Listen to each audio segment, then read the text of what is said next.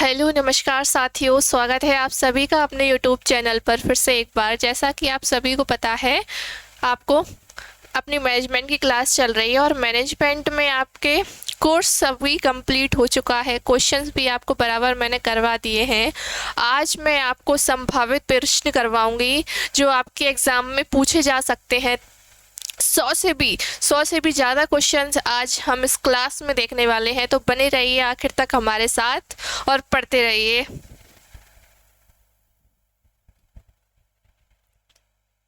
ये है अपना channel intelligent training academy. Subscribe नहीं किया हो तो सब्सक्राइब कर लीजिए। यहाँ पर आपके लिए और भी बेहतर क्लासेस प्रोवाइड करवाई जाती है, मैथ्स की, मैनेजमेंट की, इंग्लिश की। ये मैथ्स के हैं बैच, मैथ्स की क्लासेस हैं आपकी। आपने अगर नहीं देखी हो तो जाकर देख लीजिए।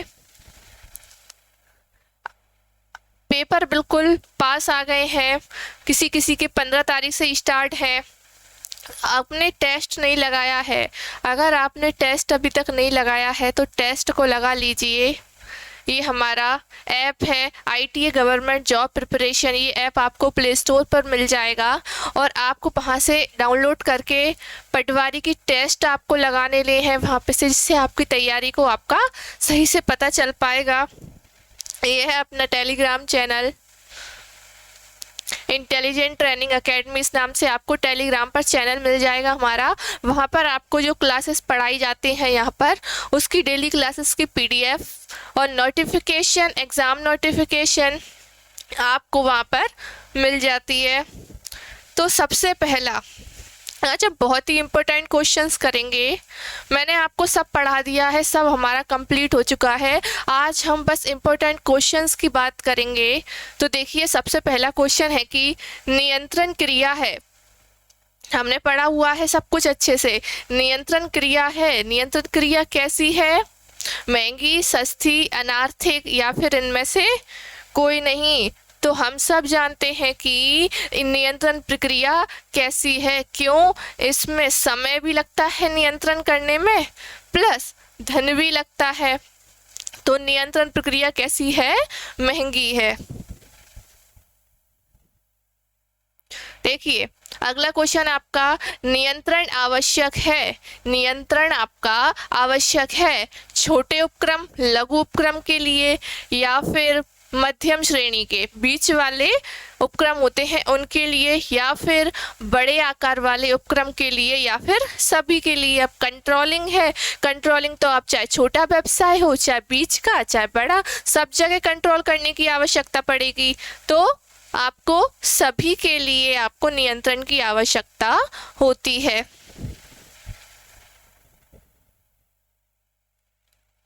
अगला क्वेश्चन है, नियंत्रण का कर्मचारी खालिस्तान क्या करते हैं? नियंत्रण का कर्मचारी क्या करेंगे? विरोध, समर्थन, पसंद या इनमें से कोई नहीं। तो क्या करते हैं कर्मचारी नियंत्रण का? वो करते हैं विरोध। क्या करते हैं? विरोध। समर्थन तो करेंगे नहीं, उन पे कोई नज़र रख रहा है, कंट्रोलिंग उन पे कर रहा है पूरी तरीके से। अपन भी नहीं चाहते कि अपन पे कोई कंट्रोल करके रखे, नहीं चाहते ना। तो ऐसे कर्मचारी भी क्या होते हैं, वो भी ये नहीं चाहते कि हम पर कंट्रोल रखा जाए, इसलिए वो उसका क्या करते हैं? विरोध करते हैं।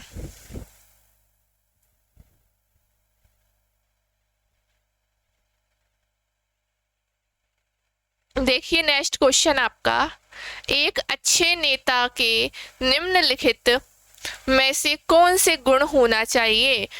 कौन सा लीडर में ऐसे कौन से गुण होना चाहिए जिससे वो अच्छे से काम कर सके? मैंने आपको बताए थे, नेता के हमने गुण पढ़े थे। तो देखिए, अच्छा, चातुर्य, स्वाभिमान या फिर सभी। तो एक जो लीडर है उसे अच्छा होना चाहिए सबसे पहली बात। और अगर वो चतुरी नहीं होगा तो फिर और लोग जो उसके निर्देशन में काम कर रहे हैं, नेतृत्व में काम कर रहे हैं, वो कैसे सही से काम कर पाएंगे ना, जब वो चतुरी नहीं होगा। तो स्वाभिमान उसका होना चाहिए। तो एक अच्छे नेता, एक अच्छे से लीडर के लिए ये तीनों ही जरूरी होते हैं, यानी आपका और ऑप्शन डी सही हो जाएगा। देखिए, केंद्रीयकरण का अर्थ है, बताया है मैंने, आपको पढ़ाया है हमने अच्छे से कि केंद्रीयकरण का क्या अर्थ होता है। देखिए, अधिकार का धारण, अधिकार का वितरण या लाभ केंद्र का निर्माण या नया केंद्र खोलना। तो केंद्रीयकरण मतलब अधिकार धारण, अधिकारों का धारण, यानी कि स्वयं के पास ही अधिकार होना, दूसरों को अधिकार बांटना नहीं। तो क्या होगा आपका ऑप्शन नंबर ए, अधिकारों का धारण ही क्या है, केंद्रीयकरण। अधिकारियों का, अधिकार का वितरण क्या होगा, विकेंद्रीयकरण। जब अधिकार बांट दिए जाते हैं तो वो हो जाता है आपका विकेंद्रीयकरण।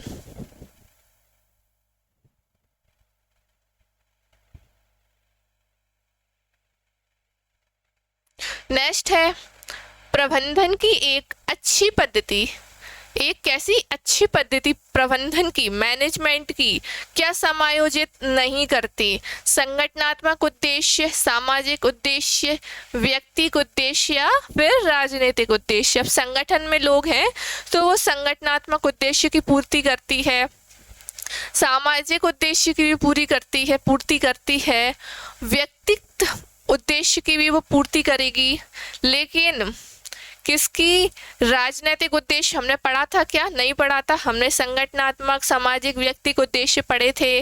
तो क्या इसका सही आंसर होगा राजनीतिक उद्देश्य।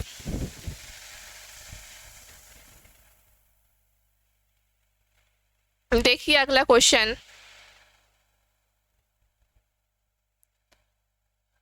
भारत में उपभोक्ता का उत्तरदायित्व है, हमने ये भी पढ़ा हुआ है उपभोक्ता के दायित्व। तो भारत में उपभोक्ता जो है, कंज्यूमर, उसके क्या क्या उत्तरदायित्व हैं देखते हैं।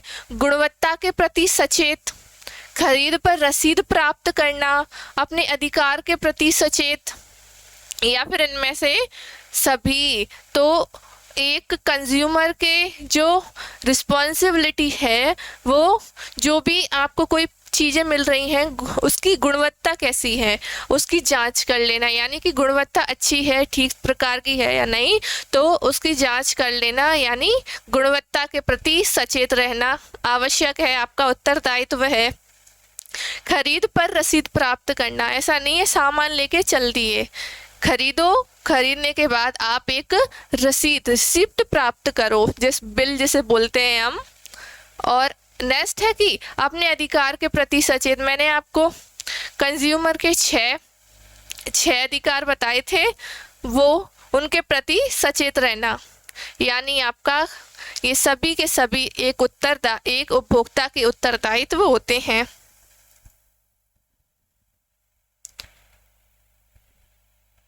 देखिए अगला क्वेश्चन, ग्रेप वाइन है, ग्रेप वाइन क्या है, औपचारिक संचार या अनौपचारिक संचार में बाधा, या समस्त संचार या अनौपचारिक संचार। तो क्या है ये, ग्रेप वाइन अनौपचारिक संचार है। कैसा है, एक अनौपचारिक संचार।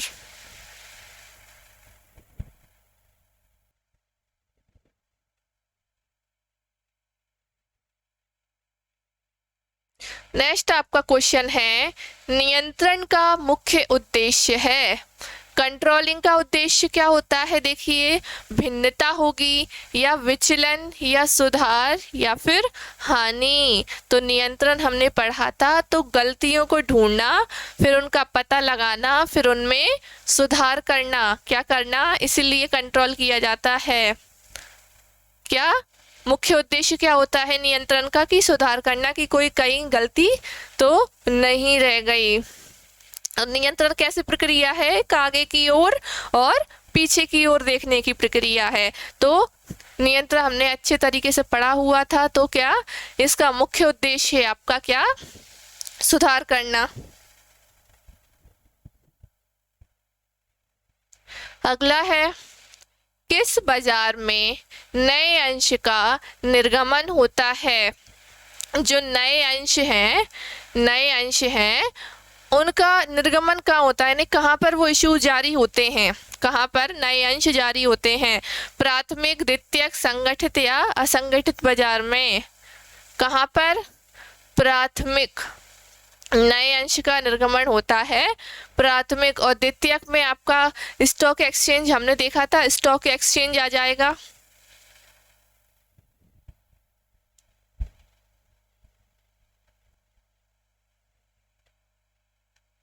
नेक्स्ट है क्वेश्चन आपका, प्रबंधन की सफलता का प्राथमिक तत्व है, ये का की है। प्रबंधन की सफलता का प्राथमिक तत्व, सबसे पहला तत्व क्या है प्रबंधन की सफलता का? संतुष्ट कर्मचारी, अत्यधिक पूंजी, या फिर बड़ा बाजार, या आपकी अधिकतम उत्पादन। क्या होगा? जब आपके पास अत्यधिक पूंजी नहीं होगी तो क्या आप व्यवसाय में लगा पाओगे, फिर आप उससे प्राप्त कर पाओगे कुछ? सबसे पहले प्रबंधन की सफलता के लिए आपको क्या चाहिए? अत्यधिक पूंजी चाहिए।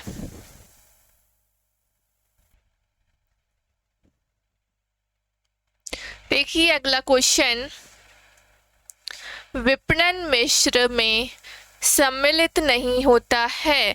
विपणन मिश्र जो है, जैसे हम बोलते हैं मार्केटिंग मिक्स जैसे बोलते हैं हम, उसमें क्या शामिल नहीं होता है। इसमें क्या होता है, जितनी भी मार्केट से संबंधित चीज़ें होती हैं वो सब इसी के अंदर होती हैं। जैसे आपका क्रय विक्रय, ट्रेडमार्क, ब्रांड है, लोगो है, ये सब की सब क्रियाएं किस में आ जाती हैं? विपणन मिश्रण, मतलब मार्केट का एक तरह का यहाँ पर मिश्रण हो। तो क्या देखिए, मूल्य, उत्पाद, प्रोन्नति, उपभोक्ता संरक्षण। तो क्या नहीं आएगा यहाँ पर? प्रोन्नति जो है नहीं आएगी। मूल्य आता है, उत्पाद इसमें आता है, उपभोक्ताओं का संरक्षण आता है, प्रोन्नति जो है इसमें नहीं आएगी।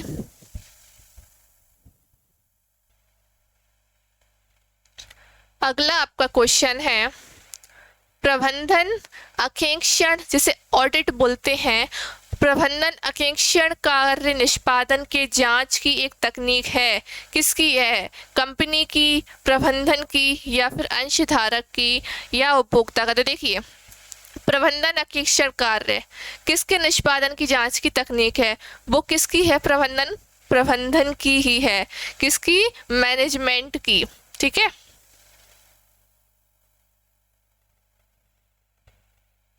अगला आपका क्वेश्चन है कि संगठन के उद्देश्य को प्राप्त करने के लिए बृहद योजना जानी जाती है।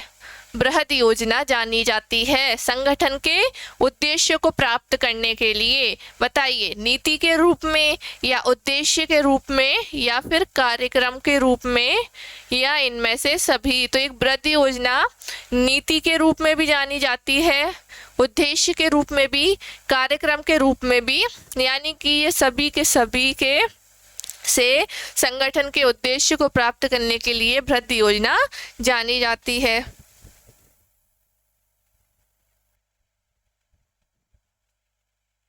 देखिए अगला क्वेश्चन आपका, व्यवसाय में संचार को प्रभावपूर्ण पद्धति का होना क्यों आवश्यक है? व्यवसाय में संचार की प्रभावपूर्ण यानी इफेक्टिव पद्धति का होना क्यों आवश्यक है, पूछा गया है क्वेश्चन में। मार्गदर्शन के लिए, या फिर निर्देशन के लिए, सूचना के लिए, या फिर सभी के लिए। तो एक इफेक्टिव पद्धति का होना इसलिए आवश्यक है, मार्गदर्शन के लिए, निर्देशन के लिए, सूचना के लिए, सभी के लिए।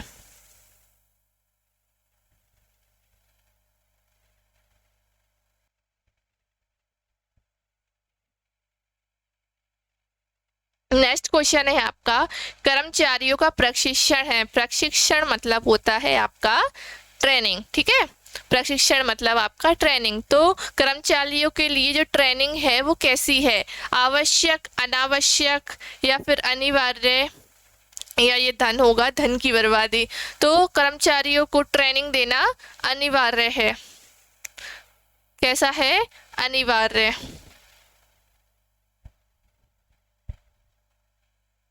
देखिए अगला क्वेश्चन, व्यवसाय के लिए विपणन है।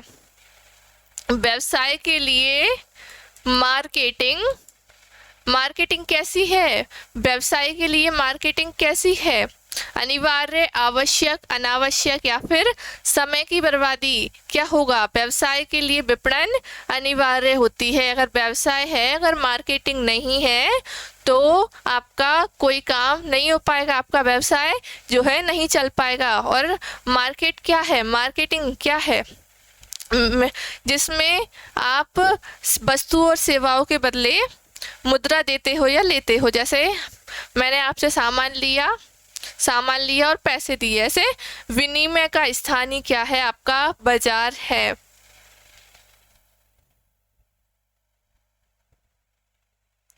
अगला क्वेश्चन आपका देखें,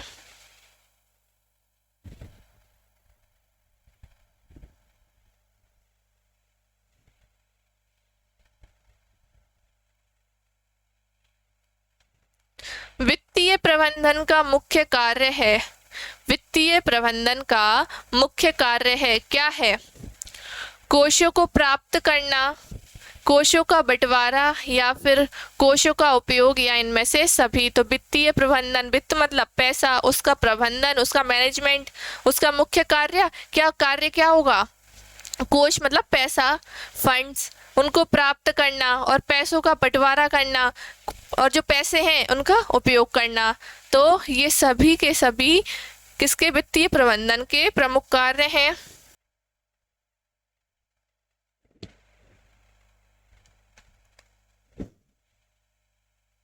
देखिए अगला क्वेश्चन विज्ञापन है, एडवर्टाइजमेंट। एडवर्टाइजमेंट क्या होते हैं, विनियोग, अनावश्यक कार्य या फिर मुद्रा की बर्बादी या इनमें से कोई नहीं। तो आप जैसे दुकान खोली है जहाँ नई और आप उसका प्रचार प्रसार करते हो, आप उसे टीवी पे एड्स तो चीज़ों का दिखेगा, आप जैसे उसमें दे दो, आप अखबार वगैरह में दे दो और टेम्पलेट बंटवा दो, पोस्टर्स लगवा दो। तो ये क्या कर रहे हो, आप इन्वेस्ट कर रहे हो। जब पोस्टर लगेगा, अखबार में कोई पढ़ेगा तो वो आपके पास आएगा तो आपको पैसे मिलेंगे, क्यों, वो आपसे सेवा वस्तु ले जाएगा। तो क्या होता है, क्या होता है, विज्ञापन, इन्वेस्टमेंट, विनियोग। देखिए अगला क्वेश्चन है,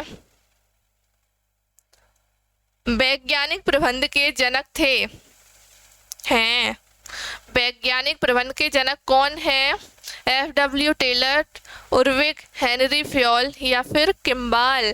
तो वैज्ञानिक प्रबंध के जनक कौन है, F.W. टेलर, और प्रबंध के जनक कौन है, हेनरी फयोल। सामान्य।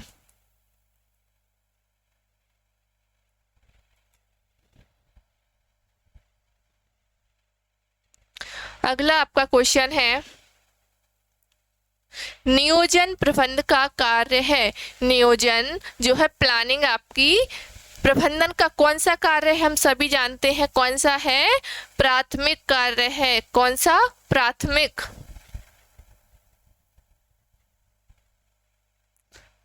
देखिए बैंकों से अधिविकर्ष की सुविधा उपलब्ध होती है, ये क्या होता है, ओवरड्राफ्ट, यानी कि अपने जो खाते में पैसे हैं अपन ने उससे ज़्यादा निकाल लिए, जैसे क्रेडिट कार्ड है, अपन उससे क्या होता है, अपन उससे ज़्यादा पैसे निकाल सकते हैं लेकिन बाद में भरना पड़ता है, बाद में टैक्स लग जाता है।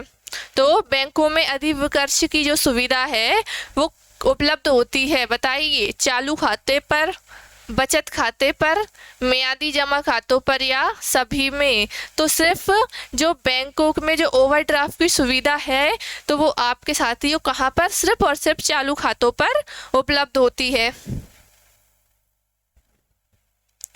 देखिए अगला क्वेश्चन, व्यापारिक साख स्रोत है। व्यापारिक साख स्रोत है काय का, दीर्घकालीन वित्त का, मध्यकालीन वित्त का, अल्पकालीन वित्त का या इनमें से कोई नहीं। तो व्यापारिक साख आपका अल्पकालीन वित्त का स्रोत है।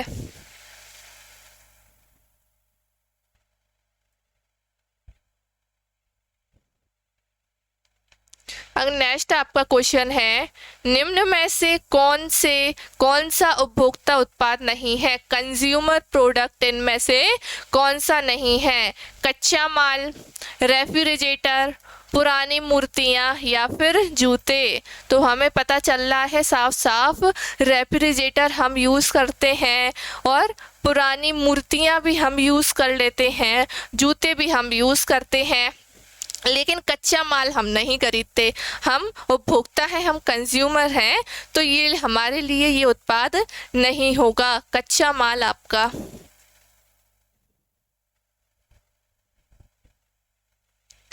देखिए अगला क्वेश्चन है आपका, उपभोक्ता संरक्षण अधिनियम पारित हुआ था। उपभोक्ता संरक्षण नियम क्या है कि उपभोक्ताओं के हितों के बारे में बताता है, उसकी उपभोक्ता की शिक्षा, यानी कि उनके साथ कोई धोखाधड़ी ना हो, कोई जमाखोरी मिलावट वगैरह, वो सचेत रहें, उन पर होने वाले अपराधों पर वो कैसे सचेत रहें, और उनमें समाधान भी यहाँ पर होता है उपभोक्ता फोरम में, हमने देख चुका है। तो इसमें क्वेश्चन क्या पूछ रहा है कि उपभोक्ता जो संरक्षण अधिनियम है, उपभोक्ता संरक्षण अधिनियम, इसको हम जानते हैं कोपरा, कंज्यूमर प्रोटेक्शन एक्ट, इसके नाम से हम इसे जानते हैं। अगर इसका फुल फॉर्म पूछ लिया जाए आपके एग्जाम में तो आप क्या लगाओगे, कंज्यूमर प्रोटेक्शन एक्ट, इसका ये फुल फॉर्म है, ठीक है। अब उपभोक्ता संरक्षण अधिनियम कब पारित हुआ, 1786, 1886 या 1996 या इनमें से कोई नहीं। तो कब हुआ था, 1886 में।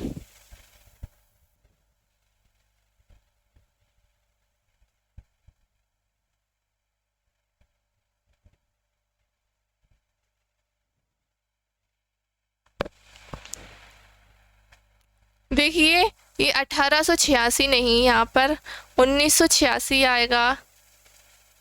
1986 में उपभोक्ता संरक्षण अधिनियम पारित हुआ था।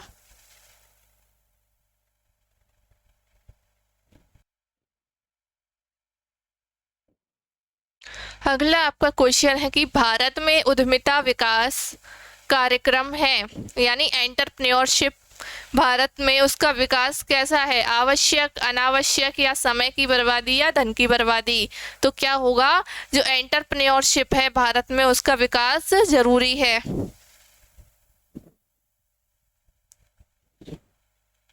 देखिए अगला क्वेश्चन, निम्नलिखित में से कौन से प्रबंध के कार्य हैं, प्रबंध के कार्य हमने पढ़े हैं, उसी का क्वेश्चन है, कौन सा इन प्रबंध का कार्य है, नियोजन, संगठन, निर्देशन या सभी। तो सबसे पहले देखिए हम प्लानिंग करते हैं, बिल्कुल, तो ये प्रबंध का मैनेजमेंट में काम होगा। प्रबंध में नियोजन आता है, संगठन, हम लोगों को ढूंढते हैं, हम उन्हें निर्देश देते हैं, यानी कि ये सभी के सभी आपके प्रबंध के कार्य हैं।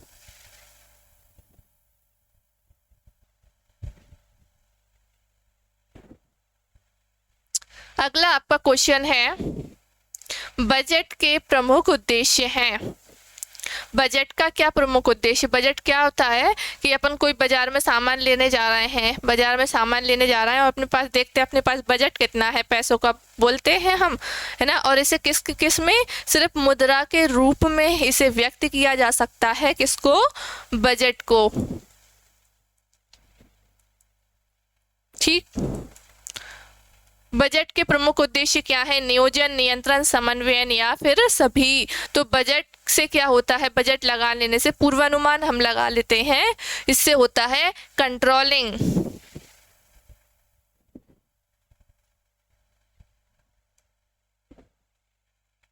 देखिए अगला क्वेश्चन, नियंत्रण का क्षेत्र सिद्धांत को प्रस्तुत किया है। नियंत्रण का क्षेत्र ये सिद्धांत है कि प्रस्तुत किसने किया है, हेनरी फ्योल ने, एल्टन मेयो ने या फिर FW टेलर ने, या इनमें से किसी ने नहीं। तो देखिए नियंत्रण का क्षेत्र सिद्धांत है, ये किसने, एल्टन मेयो ने जो है प्रस्तुत किया है, आपको याद रखना है ये।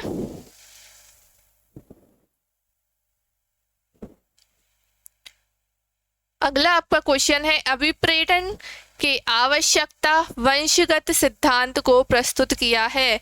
हमने अभिप्रेरण का सिद्धांत पढ़ा था, वो किसने दिया था? वो क्वेश्चन है मास्लो ने दिया, FW टेलर ने, या एल्टन मेयो ने, या इनमें से किसी ने नहीं दिया। तो हम सभी को पता है, हम पढ़ चुके हैं इसे। किसने दिया था? मास्लो ने। इनका पूरा नाम था अब्राहम मास्लो। क्या था? Abraham Maslow. इनका ये क्या है? Full name. और अभिप्रेरण कितने सिद्धांत, कितनी इनने आवश्यकताएं बताई थी? इन्होंने इंसान की आवश्यकता कितनी बताई थी? 5 बताई थी, जिसमें सबसे उच्च स्थान क्या रखती है? पूछ सकते हैं आपसे। तो सबसे उच्च रखती है इसमें आत्म संतुष्टि आवश्यकताएं। इसमें आपका सभी के सभी आ जाती हैं।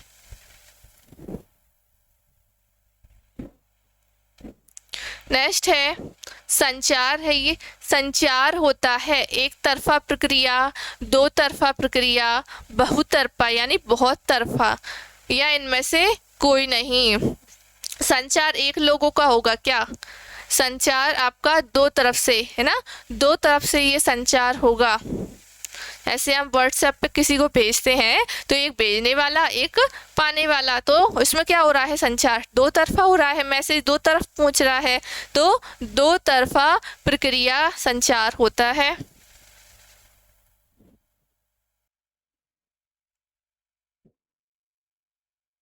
अगला आपका क्वेश्चन है, थोक व्यापारी माल बेचता है।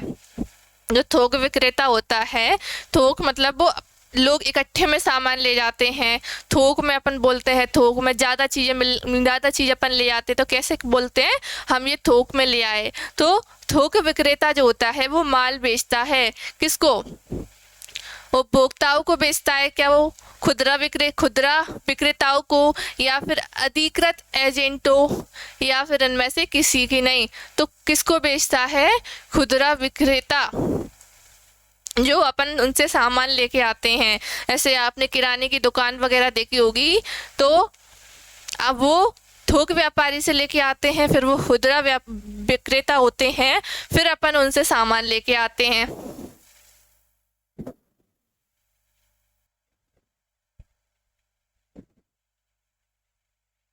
अगला आपका क्वेश्चन है, निम्न में से कौन सी चालू संपत्ति नहीं है? चालू संपत्ति इनमें से कौन सी नहीं है? Current liabilities, current assets, sorry,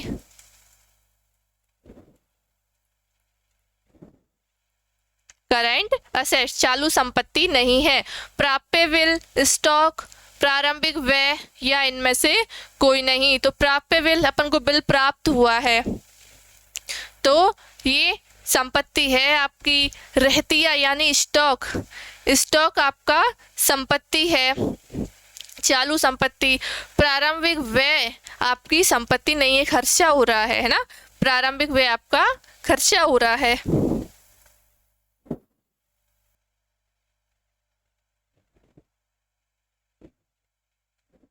अगला क्वेश्चन आपका, व्यवसाय में अल्पकालीन वित्तीय स्रोतों में सम्मिलित है।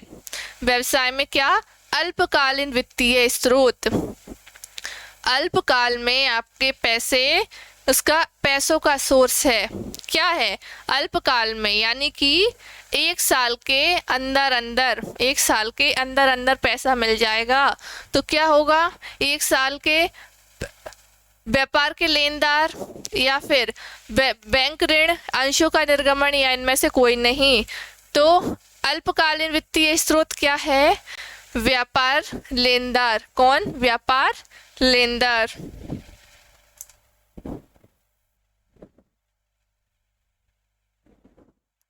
अगला क्वेश्चन देखें हम, उद्यमिता का संबंध होता है, जो एंटरप्रेन्योरशिप है उसका संबंध किससे होता है? नई परियोजनाओं से, के प्रारंभ से, अनुसंधान एवं विकास कार्य से, वर्तमान परियोजना में पुनर्निर्माण से, या फिर सभी। तो नई परियोजना के प्रारंभ से भी होता है, अनुसंधान एवं विकास कार्य से भी होता है, वर्तमान परियोजना में पुनर्निर्माण से भी होता है, यानी कि उद्यमिता का संबंध इन सबसे होगा। देखिए अगला क्वेश्चन, उपभोक्ता संरक्षण अधिनियम पारित हुआ कब? 1986 या फिर 1996, 1880 या इनमें से किसी नहीं। तो शायद ये क्वेश्चन आ गया है, डबल बार हम देख लेते हैं। तो उपभोक्ता संरक्षण अधिनियम कब लागू हुआ था? 1986 में।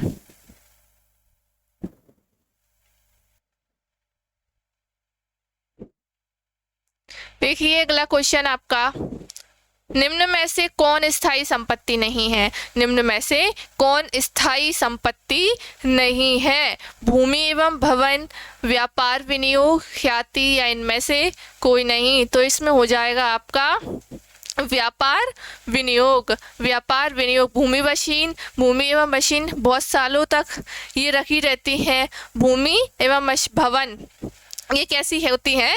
एक स्थायी संपत्ति, इनको एक बार खरीद लिया जाता है, बार बार इन्हें खरीदा बेचा नहीं जाता। और ख्याति कैसी होती है? एक स्थायी संपत्ति होती है। ठीक है,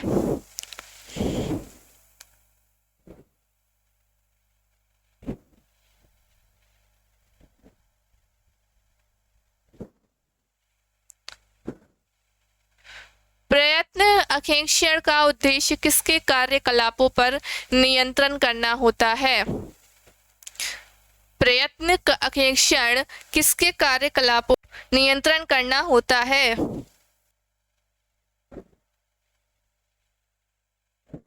किसका होता है? प्रयत्न अंकेक्षण का उद्देश्य किसके कार्यकलापों पर नियंत्रण करना होता है? कंपनी, प्रबंध, अंशधारी या उपभोक्ता? तो हम सभी जानते हैं इसका आंसर क्या होगा। किस पर नियंत्रण करना? प्रबंध पर।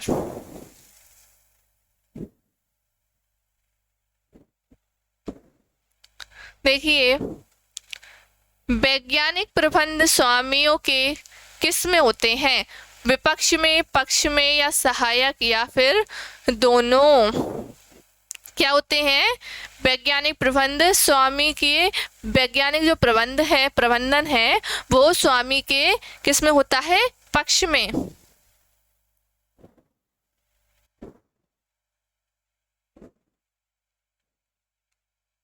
शुरू में श्रमिकों द्वारा वैज्ञानिक प्रबंधन का खालिस्तान किया जाता है। क्या किया जाता है? स्टार्टिंग में जब वैज्ञानिक प्रबंधन यानी टेक्नोलॉजी चीज़ें अपनाई जाती हैं, वो मैनेजमेंट अपनाया जाता है, तो श्रमिक क्या करते हैं? पक्ष करेंगे, विरोध, सहायक या दोनों? तो शुरुआत में वो क्या करते हैं? विरोध। वो सोचते हैं हमें काम ज़्यादा करना पड़ेगा, ये मशीन वगैरह है, ऐसी ऐसी चीज़ों से होगा, तो वो शुरुआत में विरोध करते हैं।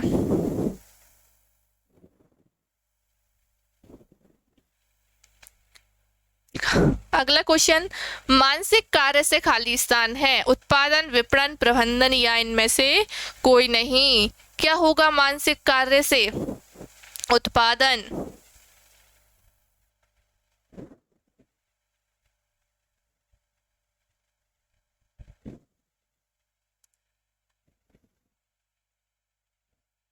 अगला आपका है, निम्नलिखित में से कौन सा व्यावसायिक वातावरण का लक्षण नहीं है? इनमें से बताना है आपको कि व्यावसायिक वातावरण में इनमें से कौन सी विशेषता नहीं है। अनिश्चितता, कर्मचारी संबंधता या झंझट? तो क्या नहीं है? कर्मचारी। क्या व्यावसायिक वातावरण निश्चित रहता है? नहीं रहता, है ना, निश्चित नहीं रहता, अनिश्चित रहता है।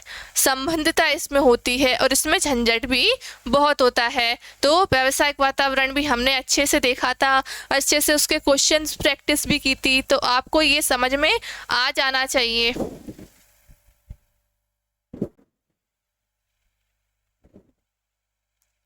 अगला आपका क्वेश्चन है कि सामाजिक वातावरण का निम्नलिखित में से कौन सा उदाहरण है? सामाजिक वातावरण में से इनमें से बताना, इनमें से सामाजिक वातावरण का कौन सा उदाहरण है? मुद्रा की आपूर्ति, उपभोक्ता संरक्षण अधिनियम, भारतीय संविधान या फिर परिवार की संरचना? क्या होगा? परिवार की संरचना, स्ट्रक्चर ऑफ फैमिली।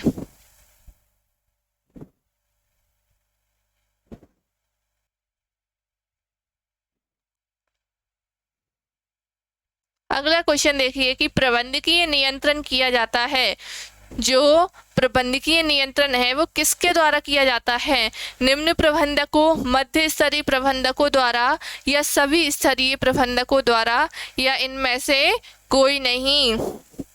तो इसका आंसर होगा इनमें से कोई नहीं। प्रबंधकीय जो नियंत्रण है वो किया जाता है आपके शीर्ष स्तरीय प्रबंधन के द्वारा। किसके द्वारा? शीर्ष स्तरीय, जो उच्च स्तरीय प्रबंधक होते हैं उनके द्वारा क्या किया जाता है? कंट्रोलिंग की जाती है।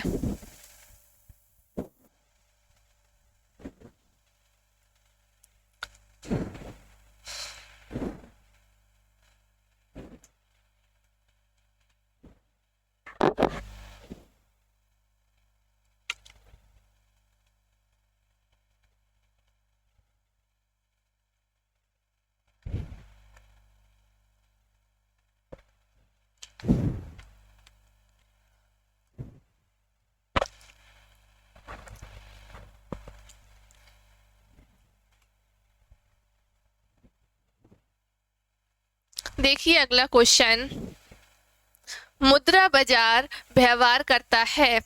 बाजार हमने इसमें वित्तीय प्रबंधन में पढ़ा था, वित्तीय बाजार में कि क्या हुआ था। एक तो आपकी मुद्रा बाजार था और सेकंड आपका क्या था? पूंजी बाजार। क्या था? पूंजी बाजार पढ़ा था हमने, पूंजी बाजार, मुद्रा बाजार। तो मुद्रा बाजार व्यवहार करता है अल्पकालीन कोष में, दीर्घकालीन कोष या मध्यकालीन, या फिर इनमें से किसी में नहीं। तो मुद्रा बाजार कितने का करता है? अल्पकालीन कोष का। एक साल के अंदर अंदर इसमें पैसे वापस कर दिए जाते हैं, पैसा इसमें मिल जाता है हमें एक साल के अंतर्गत। और पूंजी बाजार में, पूंजी बाजार में कितना किया जाता है? दीर्घकालीन व्यवहार किया जाता है इसमें, दीर्घकालीन। ये आपका करता है कि इसमें अल्पकालीन कोष में ये करता है दीर्घकालीन व्यवहार, यानी 5-10 साल इसमें इतने के लिए इसमें ऋण लिया जाता है, यानी इसमें इन्वेस्ट इसमें के लिए की जाते हैं। कितना? उधारकर्ता और बचतकर्ता हमने देखा था। तो वही वाला इसका ये क्वेश्चन है, क्या? अल्पकालीन कोष, ये मुद्रा बाजार व्यवहार करता है अल्पकालीन कोष में। अगला क्वेश्चन आपका कि नियोजन भविष्य को पकड़ने के लिए बनाया गया पिंजरा है। नियोजन भविष्य को पकड़ने के लिए बनाया गया पिंजरा है।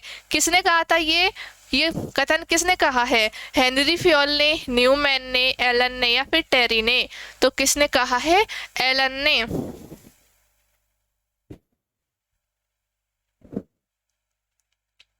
अगला क्वेश्चन आपका देखें, प्रबंधन का सर्वोपरि अर्थ है, जो मैनेजमेंट है उसका सर्वोपरि, सबसे ऊपर अर्थ क्या होगा? संगठन, नियोजन, नियंत्रण, या फिर समन्वयन। क्या होगा? नियोजन। सबसे पहले आप जब मैनेजमेंट का सोचते हो किसी चीज का, तो सबसे पहले सबसे प्रथम कार्य आपका क्या होता है? उसकी प्लानिंग करना।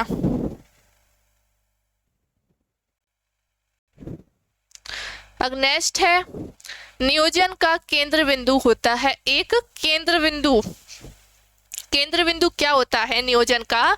लक्ष्य प्राप्ति, समन्वय, नियंत्रण, या फिर भय पैदा करना। तो ये प्लानिंग का एक लक्ष्य होता है, एक केंद्र बिंदु होता है। क्या करना? कि लक्ष्य प्राप्ति करना। जैसे आपने इतनी पढ़ाई की है, आपने प्लानिंग की थी, पढ़ाई की, तो उसकी आपका केंद्र बिंदु क्या होगा? पटवारी बनना, एग्जाम निकालना। तो उस आपका केंद्र बिंदु है वो, तो लक्ष्य की प्राप्ति।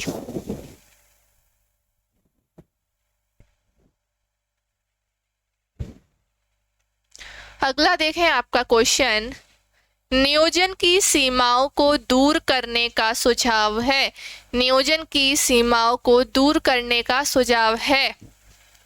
नियोजन में जो भी कठिनाइयां हैं, सीमाएं हैं, उनको दूर करने के लिए सुझाव दिए गए हैं। बताना है कौन से हैं। नियोजन जो है मितव्ययी होना चाहिए। प्रभावशाली नियोजन के लिए लोचशीलता होना जरूरी है। या फिर नियोजन के उद्देश्य पूर्णतया स्पष्ट एवं सारगर्भित होना चाहिए। या सभी के सभी। तो नियोजन कैसी होनी चाहिए आपकी प्लानिंग? ज़्यादा खर्चीली नहीं होना चाहिए। मितव्यय यानी कम खर्चा, अधिक ना ज़्यादा, अधिक ना कम, नियमित वही, ज़्यादा खर्चा नहीं। प्रभावशाली, लोचशीलता यानी ऐसी प्लानिंग नहीं बनाना जिसमें आप बाद में चेंजेस, परिवर्तन ना कर सको। नियोजन के उद्देश्य पूर्णतया, नियोजन का आप जो भी उद्देश्य बनाओ, लक्ष्य बनाओ, वो पूर्णतया से स्पष्ट होना चाहिए, नहीं तो आप उस पर फोकस नहीं कर पाओगे। तो उनकी सीमाओं को दूर करने के लिए आपको क्या ज़रूरी है? ये सभी के सभी सुझाव जरूरी हैं।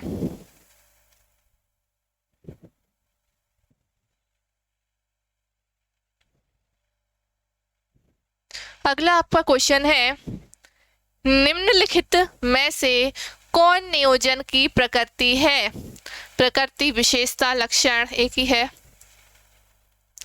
देखिए क्या है नियोजन की प्रकृति। नियोजन सर्वव्यापक, प्राथमिक कार्य, भविष्यवाणी करना, या फिर सभी के सभी। तो क्या होगा?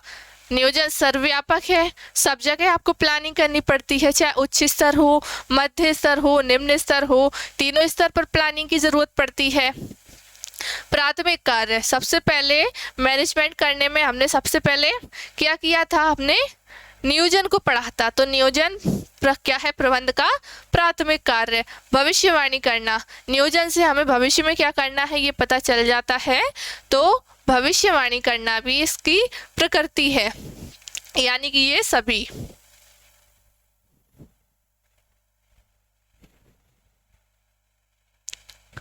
देखिए लेखांकन जानकारी प्रदान करता है। लेखांकन जो है वो जानकारी प्रदान करता है प्रबंधकों के लिए लागत और आय, यानी कितनी उनने लागत लगाई और कितनी उनको इनकम हुई है, या फिर किसी विशेष वर्ष के लिए कंपनी की कर देयता या संस्थानों की वित्तीय स्थिति, या सभी। तो लेखांकन क्या जानकारी प्रदान करता है? प्रबंधकों के लिए लागत और आय ये प्रदान करता है। किसी विशेष वर्ष के लिए कंपनी की कर देता है, यानी टैक्स उन कितनी देताएं हैं, उन पे लाइबिलिटीज है, और संस्थानों की क्या वित्तीय स्थिति की जानकारी प्रदान करते हैं। तो लेखांकन क्या करता है? ये सभी की जानकारी प्रदान करता है।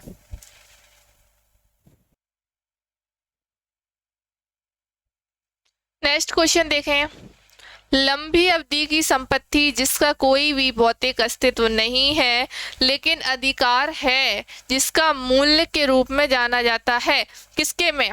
वर्तमान संपत्ति है वो, या फिर अचल संपत्ति, या अमूर्त संपत्ति, या फिर निवेश। तो वो कैसी है?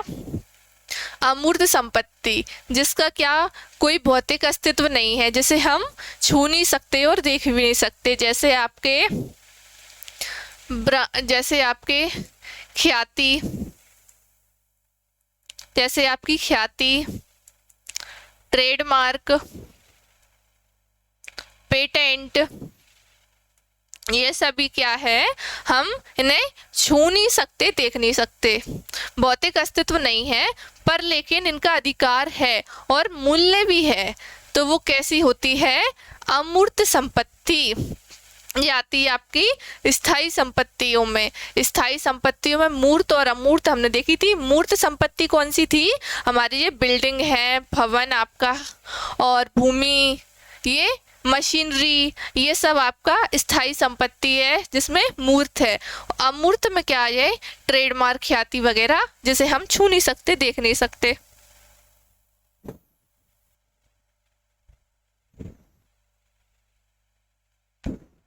देखिए नेक्स्ट, वे संपत्ति जिन्हें कम अवधि यानी कि 1 वर्ष या उससे कम में नगद में परिवर्तन कर दिया जाए, यानी नगद में परिवर्तन कर दिया जा रहा है, किसमें? सिर्फ 1 साल के अंतर्गत, नगद में परिवर्तन कर दिया जाए तो वो क्या कहलाएगा? वर्तमान संपत्ति, अचल संपत्ति, अमूर्त संपत्ति या फिर निवेश। क्या होंगी वो? वर्तमान संपत्ति, करेंट असेस्ट। हमने तरलता इसमें देखी थी, इसमें आती है तरलता, लिक्विडिटी। इसमें एक साल के अंतर्गत जो भी चीज हो वो पैसे में कन्वर्ट हो जाती है, कैश में कन्वर्ट हो जाती है। जैसे आपके डेटर्स हैं, देनदार आपको पैसे देते हैं, देनदार। और क्या हो जाएगा इसमें? नगद में स्टॉक, आपका एक साल के लिए जो स्टॉक लाते हैं वो आपका एक साल के अंतर्गत पैसे में परिवर्तन हो जाएगा।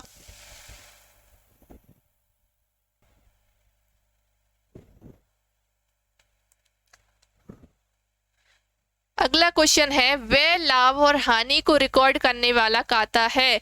वो कौन सा खाता है जिसमें खर्चे, लाभ, हानि इनको रिकॉर्ड किया जाता है? वास्तविक खाता, व्यक्तिगत खाता या नाम मात्र का खाता, या इनमें से कोई नहीं। क्या होगा इनमें? लाभ, हानि, इन सब में क्या नाम मात्र का खाता होता है। व्यक्तिगत में क्या आ जाता है? अपने खाते, नाम वाले इंसान के खाते, मैं हूँ, मेरा खाता, है ना। ऐसे दीक्षा है, दीक्षा से अकाउंट, राम से अकाउंट, श्याम से अकाउंट, राधा से अकाउंट, ऐसे इनमें आ जाते हैं। तो इसका कौन सा होगा? कौन सा खाता है वो? नाम मात्र खाता।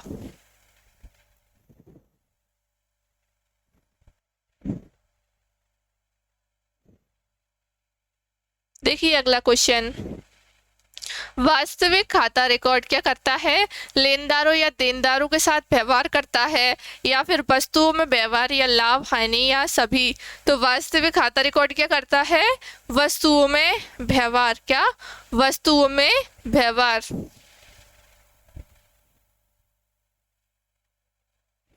नेक्स्ट क्वेश्चन है आपका, जनरल में व्यापार लेन देन दर्ज किया जाता है। हमने जर्नल देखा था, जनरल हमने देखा था। जनरल जो है इसमें जो व्यापार के लेन देन है वो दर्ज किए जाते हैं। कब किए जाते हैं? एक ही दिन में किए जाते हैं, एक ही दिन में किए जाते हैं, अगले दिन या फिर हफ्ते में एक बार या फिर महीने में एक बार। कब किए जाते हैं? एक ही दिन। डेली इसमें जो है जनरल एंट्रियां होती हैं, इसमें प्रविष्टियां डेली होती हैं। इसे हम बोलते हैं रोज नामचा, यानी इसमें डेली काम होता है ना। डेली हम इसमें एंट्रियां करते हैं।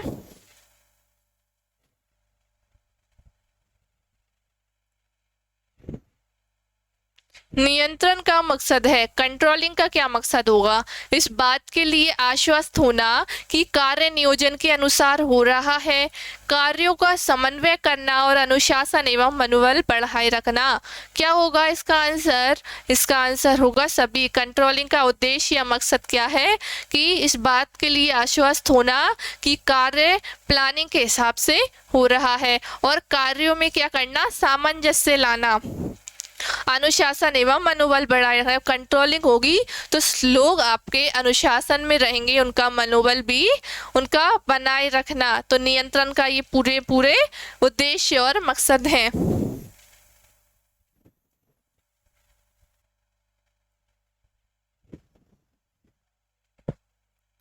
अगला क्वेश्चन, नियंत्रण हेतु मानक होने चाहिए। जो मानक होते हैं हमने देखे थे, मानक होते हैं एक तो संख्यात्मक, एक तो होते हैं आपके संख्यात्मक मानक, दूसरे थे आपके गुणात्मक मानक। संख्यात्मक में क्या था कि आज आपको कितना उत्पादन करना है या इतने महीने में आपको कितना उत्पादन करना है, इसके लिए मानक तैयार करना, संख्यात्मक मानक। गुणात्मक में कर्मचारियों का मनोबल वगैरह बढ़ाना, वो सब इसके अंतर्गत आ जाता है। तो नियंत्रण हेतु जो मानक है वो कैसे होना चाहिए? स्पष्ट, प्रमाणन योग्य, मापन योग्य या सभी? तो कैसे? ये सभी। स्पष्ट, प्रमाणन योग्य यानी उन्हें प्रमाण किया जा सके, मापा भी जा सके, तो ऐसे कैसे होना चाहिए, अपने मानक होने चाहिए। अगला देखें, जनरल से लेजर तक सभी लेन देन दर्ज करने की प्रक्रिया कहलाती है। जनरल से लेजर तक, जनरल से पहले आपका जनरल बनता है, उसके बाद आपका लेजर, लेजर बनता है, बही खाता जिसे हम बोलेंगे। सभी लेन देन दर्ज करने की प्रक्रिया क्या कहलाती है, प्रविष्टि, प्रवेश, लेखांकन या फिर कोई नहीं, क्या होगा, प्रविष्टि। और लेजर जो होता है, लेजर जो अकाउंट बनता है, इसमें जो करते हैं एंट्रियां, तो उसको हम बोलते हैं खतौनी।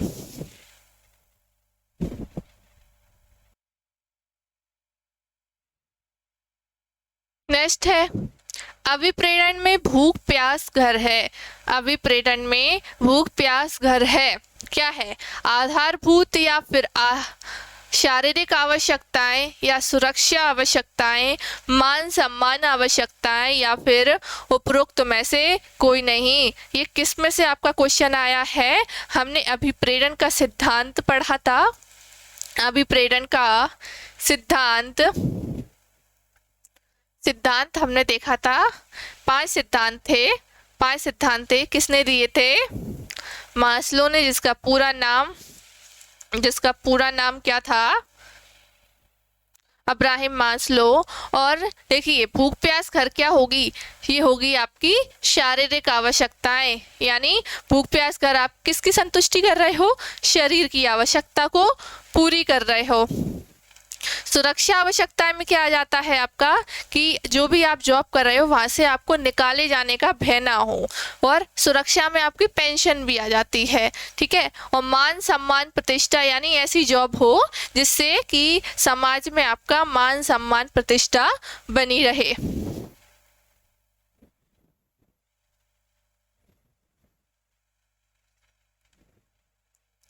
व्यापारिक लेन देन के समर्थन में कोई भी लिखित साक्ष्य, कोई भी व्यापारिक लेन देन हुआ है और उसमें कोई भी लिखित साक्ष्य क्या कहलाएगा, पत्रिका, खाता बही, बही खाता, पोस्टिंग या फिर बाउचर। तो क्या कहलाता है, बाउचर। जैसे हम बोलते हैं प्रमाणक, एक क्या होता है ये प्रमाणक, जिसमें लेन देन होने का आप जैसे समझ सकते हैं, कैश मेमो वगैरह होते हैं, कब कब सामान लिया, डेट वगैरह, क्या सामान लिया, वो सब इसमें लिखा रहता है, कहाँ से लिया, तो प्रमाणक।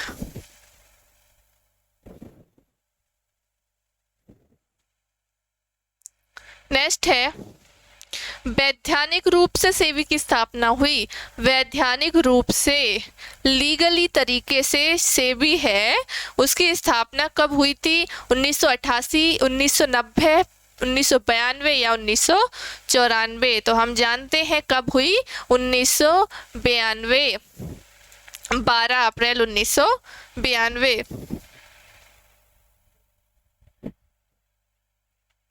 मुद्रा कोष व्यवहार करता है, मुद्रा कोष व्यवहार करता है, मुद्रा बाजार व्यवहार करता है अल्पकालीन कोष में, मध्यकालीन कोष या दीर्घकालीन कोष, या इनमें से कोई नहीं। तो हमको पता है अल्पकालीन कोष में ये व्यवहार करता है।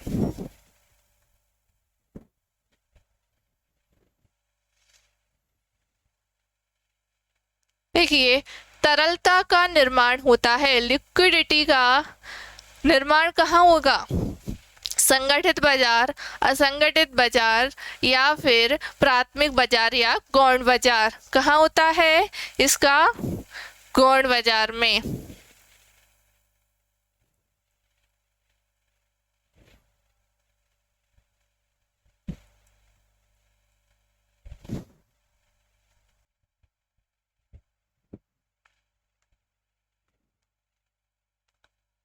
स्कंद विपणी हित की सुरक्षा करती है। जो स्कंद विपणी है, स्टॉक एक्सचेंज, वो किसके हित की सुरक्षा करती है, निवेशक, कंपनी, सरकार या किसी की नहीं। तो किसकी करती है स्कंद विपणी, किसकी, निवेशक, जो इन्वेस्टर्स होते हैं उनके हितों की सुरक्षा करती है। अगला क्वेश्चन आपका, पूंजी बाजार व्यवहार करता है। कैपिटल मार्केट आपका किस में व्यवहार करता है? शायद मैंने आपको बता दिया है किस में करता है ये, अल्पकालीन कोष, दीर्घकालीन कोष या मध्यकालीन कोष, या इनमें से कोई नहीं। आपको पता होगा पूंजी बाजार कैपिटल मार्केट करता है आपका दीर्घकालीन कोष में व्यवहार।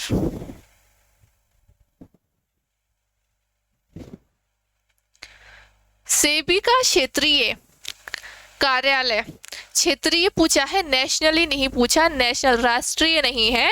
दिल्ली, कोलकाता, चेन्नई या इन तीनों जगह? तो कहाँ है? ये तीनों ही जगह क्षेत्रीय कार्यालय है। राष्ट्रीय दो ही है, NSE, BSE।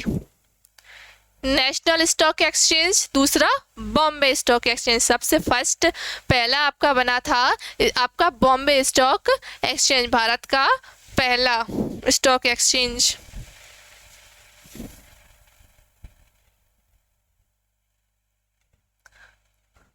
प्रबंधन के स्तरों की संख्या है।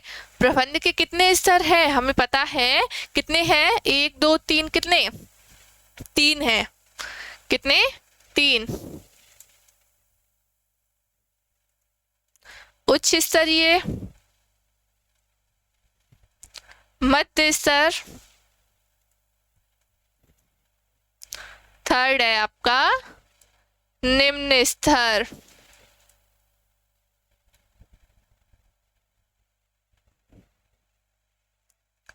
प्रबंधन का सार है, प्रबंधन का सार है, क्या है? समन्वय, संगठन, स्टाफिंग या इनमें से कोई नहीं। क्या होगा? प्रबंधन का सार क्या है?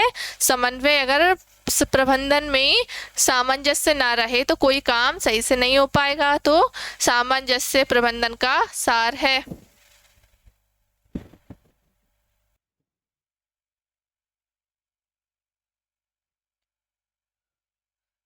अगला क्वेश्चन, एक अनूठा प्रतीक, क्या? एक अनूठा प्रतीक या चिन्ह जो कि ब्रांड का एक हिस्सा होता है, किसके रूप में जाना जाता है? ब्रांड का हिस्सा पूछा गया है, क्या होगा? ब्रांड, ख्याति, ट्रेडमार्क या फिर लोगो? तो ब्रांड का हिस्सा क्या होता है? लोगो। हम कोई ब्रांड देखते हैं तो इसका एक लोगो, जैसे हमारे चैनल का ये आपको लोगो दिख रहा होगा, तो इससे आपको समझ में आ जाएगा ये कौन सा चैनल है। तो ब्रांड का क्या एक हिस्सा होता है लोगो।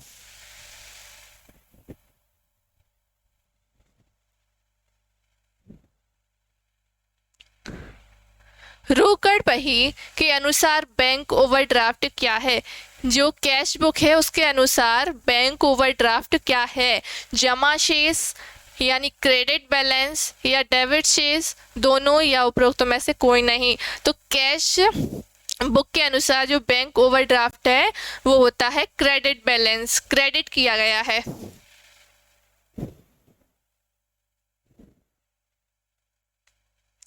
देखिए अगला है TQM रेफर्स टू, TQM का फुल फॉर्म क्या है? देखिए total quality management, total quantity management, total constant management, total quality marketing या टोटल क्वालिटी मैनेजमेंट। तो इसका आंसर होता है TQM का full form total quality management.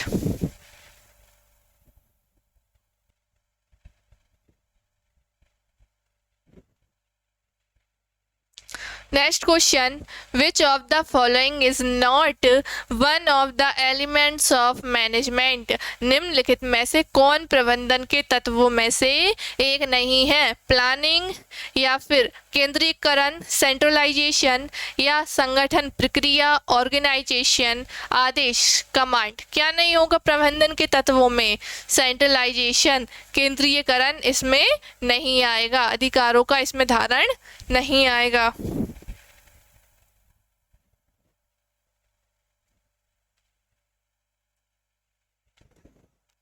Which bank has introduced strict know your customer यानी KYC norms?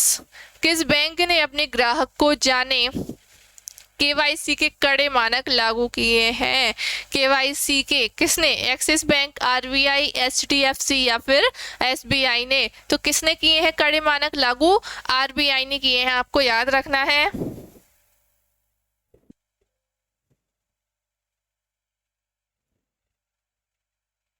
देखिए अगला question, which one of the following is a key to build lasting relationship with consumers? उपभोक्ताओं से स्थायी संबंध बनाने का आधार है, यानी उपभोक्ता हमसे लंबे समय तक टिका रहे, वो उसका आधार क्या होगा? उत्पाद की कीमत, जो भी प्राइस ऑफ प्रोडक्ट, आवश्यकता की पहचान, नीड रिकॉग्निशन, या फिर उत्पाद की गुणवत्ता, क्वालिटी ऑफ प्रोडक्ट, या फिर कस्टमर सेटिस्फेक्शन। क्या होगा? कस्टमर सेटिस्फेक्शन, यानी कि उपभोक्ता संतुष्ट होना चाहिए। कैसा? उपभोक्ता अगर हमसे, हमारी दुकान से वो संतुष्ट है तो वो उसका क्या, लंबे समय तक हमारा उसका संबंध बनेगा, वो लंबे समय तक हमसे सामान ले जाता रहेगा।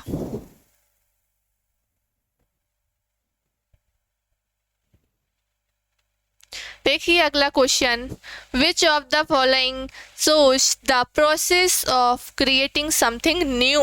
निम्न में से क्या कुछ नया बनाने की प्रक्रिया को दर्शाता है? क्या कुछ नया बनाने की प्रक्रिया?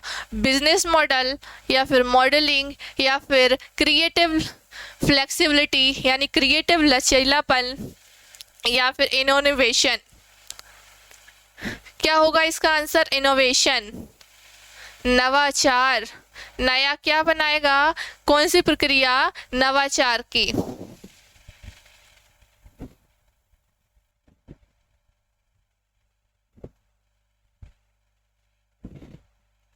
Which of the following becomes creative factor in production? निम्न में से कौन उत्पादन में रचनात्मक कारण बनता है? रचनात्मक, रचना कर रहा है, क्या करेगा? क्रिएटिव, मानव संसाधन करेगा, भूमि करेगी, मशीन करेगी, या पूंजी? तो क्रिएटिव क्या होगा? रचनात्मक कारक क्या होगा आपका? मानव संसाधन।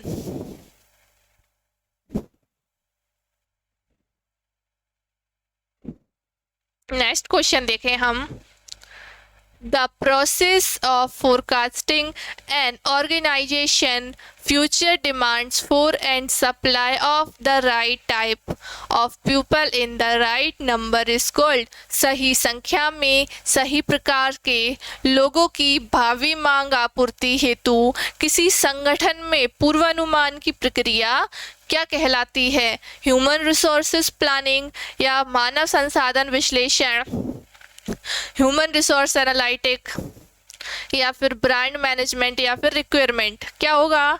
कौन करता है? वो कौन सी प्रक्रिया होती है? मानव संसाधन नियोजन, ह्यूमन रिसोर्स प्लानिंग हमने देखा था। इसी के बाद बाकी की क्रियाएं आती हैं, भर्ती, चयन वगैरह की। सबसे पहले आपका होता है यानी कि ज़रूरत देखना कि कहाँ पर क्या ज़रूरत है, कमी कितनी है, किस प्रकार से लोगों की मांग है, उसी हिसाब का ये काम करता है कौन? मानव संसाधन नियोजन।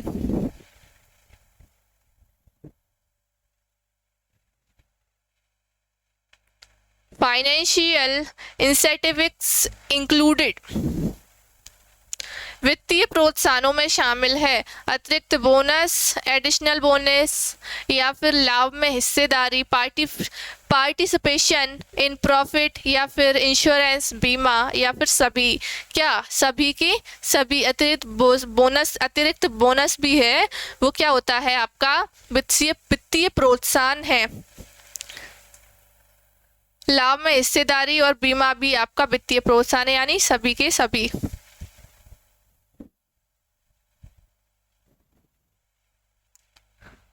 When ratings are collected from supervisors, customers, peers, it is called? Supervisor ग्राहकों और समकक्षों से प्राप्त की जाती है तो ये क्या कहलाता है? क्या कहलाएगा? 320 डिग्री फीडबैक, 350 डिग्री फीडबैक या फिर 360 या 380? क्या कहलाएगा? 360 डिग्री फीडबैक।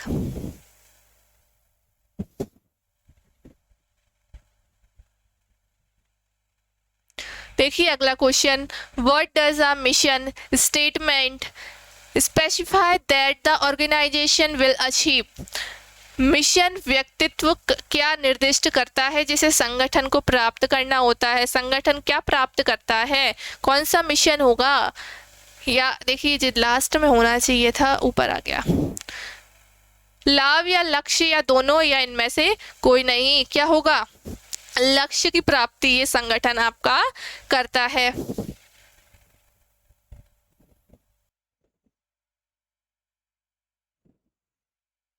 अगला क्वेश्चन देखें, rising consumer awareness of commodities और products sales and makes brand reliability is किसी जिन्स या उत्पाद के बारे में उपभोक्ता की जागरूकता बढ़ाना, उत्पाद बिक्री करना और ब्रांड विश्वसनीयता बनाना। क्या होता है? डिसीजन, लोकेशन, प्रोडक्ट या फिर प्रमोशन। क्या होगा? ब्रांड की अपन क्या कर रहे हैं? विश्वसनीयता बढ़ा रहे हैं, उत्पाद की बिक्री ज़्यादा हो रही है, जागरूकता बढ़ा रहा है, उपभोक्ता अपने उत्पाद के बारे में लोगों को जागरूकता बढ़ा रहा है, तो वो क्या होता है? प्रमोशन, प्रचार प्रसार।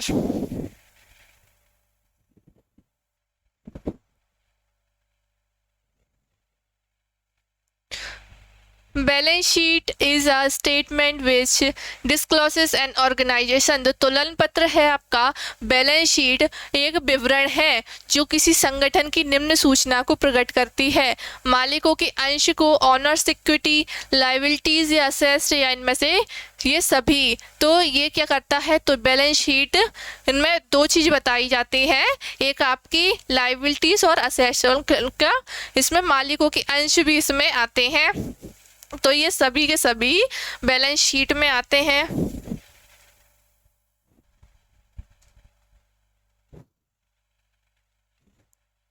देखिए अगला question, the ethical issues related to customers included. ग्राहकों से संबंधित नैतिक मुद्दों में शामिल है। क्या शामिल होगा? उत्पाद की गुणवत्ता यानी quality of the product, safety, उत्पाद की कीमत या सभी। तो ग्राहकों से संबंधित नैतिक मुद्दे में आपके ये सभी के सभी, यानी उत्पाद की गुणवत्ता अच्छी होना चाहिए, उनको सुरक्षा होनी चाहिए, उत्पाद की कीमत सही होनी चाहिए। तो ये सभी के सभी नैतिक मुद्दों में शामिल है।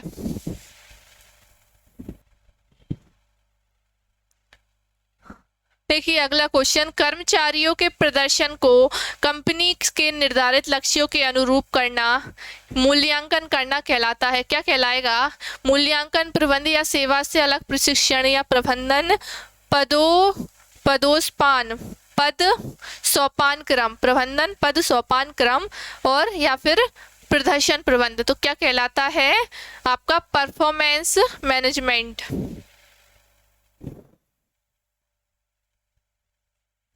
देखिए, of the following which one is not considered a key component of a business plan? व्यवसाय योजना का प्रमुख घटक नहीं माना जाता है। क्या? संगठन के विघटन की विधियां, methods of dissolution of the organisation या फिर वित्त पोषण के स्रोत, सोर्स ऑफ फंडिंग या फिर उत्पादों या सेवाओं का वितरण, बाजार रुझान विश्लेषण। क्या होगा इसका आंसर? व्यवसाय योजना का प्रमुख घटक नहीं माना जाता है। क्या नहीं माना जाता है? संगठन के विघटन की विधियां अपन इनको मानते हैं। अपन क्या करेंगे? जब कोई संगठन बनाएंगे तो उसे खत्म करने की सोचेंगे, बनाएंगे। व्यवसाय में योजना बनाई जाती है क्या संगठन को खत्म करने, विघटन करने की? नहीं बनाई जाती। तो कौन सा नहीं होगा आपका? संगठन की विघटन की विधियां।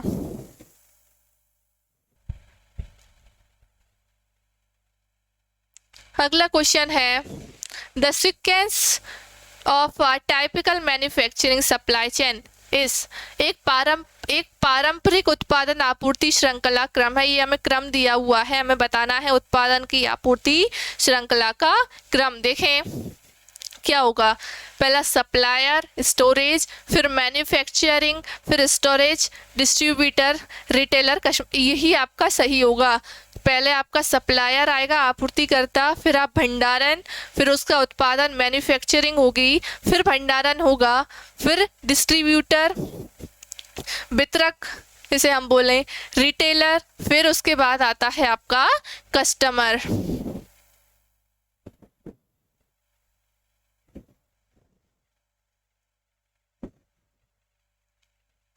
अगला question, transporting and storing goods is a part of which of the following marketing channel functions. माल का परिवहन, भंडारण निम्न में से किस मार्केटिंग चैनल फंक्शन का भाग है? तो किसका है? फिजिकल डिस्ट्रीब्यूशन, मैचिंग, या फिर कॉन्टैक्ट, या फिर नेगोशिएशन। क्या होगा आपका? Physical distribution. ये किस में आया था? आपके विपणन मिश्र में। विपणन मिश्र में इसको पी से संवर्धित किया है। पी से इसे माना है, कितने थे? 4P थे। कितने थे? 4। पी से प्रोडक्ट, प्राइस, प्रमोशन और लास्ट था आपका फिजिकल डिस्ट्रीब्यूशन। तो आपका हमने पढ़ा था, तो उसी का ये क्वेश्चन आया है। क्या करते हैं? प्रोडक्ट में आपका प्रोडक्ट क्या बनना है, फिर प्राइस में आपकी उसके प्राइस का निर्धारण करना, मूल्य का निर्धारण करना आ गया था। प्रमोशन यानी कि उसका प्रचार प्रसार करना, है ना, प्रमोशन। फिजिकल डिस्ट्रीब्यूशन में क्या आ गया था कि जो भी उत्पादन हुआ है, उत्पाद है हमारा, वो लोगों तक, ग्राहकों तक कैसे पहुंचेगा, तो वो उसी में क्या आता है आपका? Physical distribution.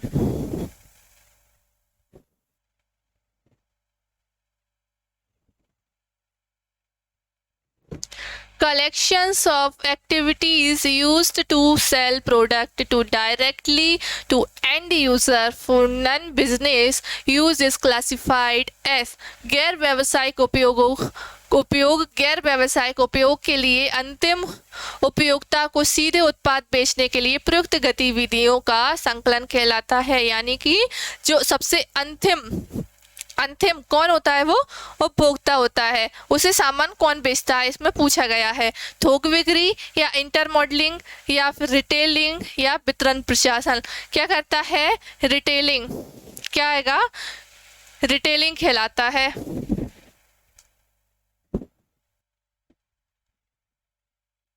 देखिए, अदृश्यता, खराब हो जाने का गुण, परिवर्तनशीलता और पृथक न किए जा सकने का गुण की किसकी विशेषताएं हैं?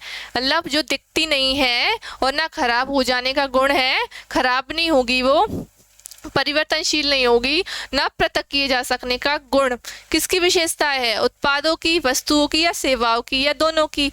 तो क्या है? सेवाएं आपकी खराब होती हैं? नहीं होती है। पृथक होती है? नहीं होती है। तो इसको अपन देख भी नहीं सकते सेवाओं को।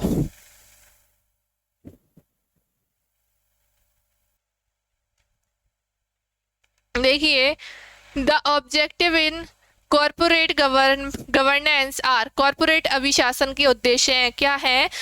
शेयर होल्डर्स वैल्यू मैक्सिमिनेशन, अंशधारकों का मूल्य अधिकतम करना, या स्थिरता, या उपरोक्त सभी।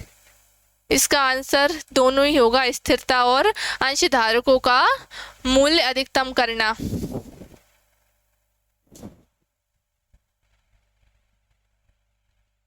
नेक्स्ट क्वेश्चन देखें, accounting standard 1 in India talks about, Bharat में लेखा मानक 1 इस विषय में व्याख्या करता है। किस विषय में करता है?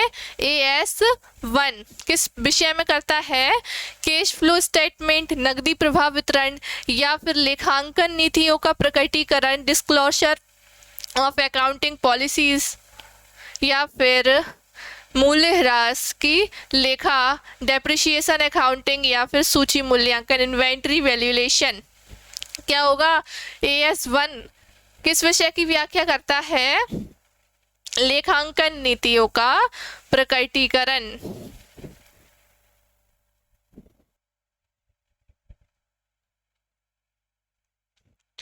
अगला question, what terms is given for the details on application form that normally included a candidate's name, date of birth, gender, marital status, address etc।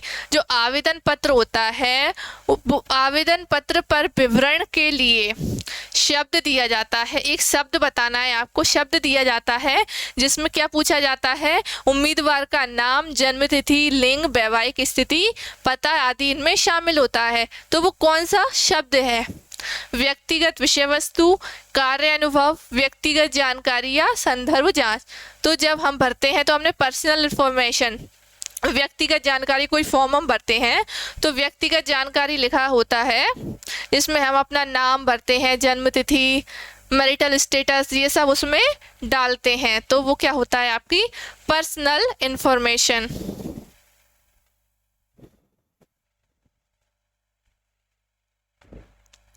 Next question, the primary function of accounting is, लेखांकन का प्राथमिक कार्य क्या है?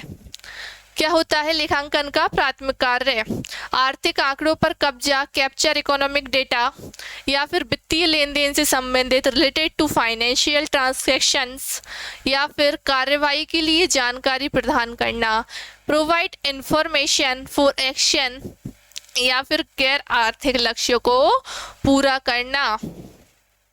क्या होता है? सबसे पहला कार्य वित्तीय लेन देन से संबंधित होता है, उसी का तो हम लेखा जोखा करेंगे, रिलेटेड टू फाइनेंशियल ट्रांजैक्शंस।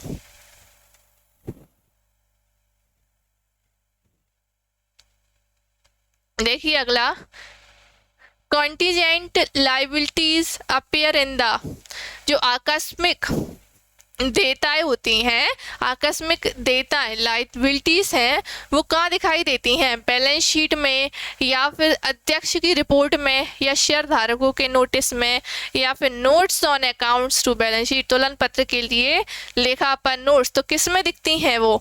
तुलन पत्र के लिए लेखा पर एक नोट्स बैलेंस शीट में।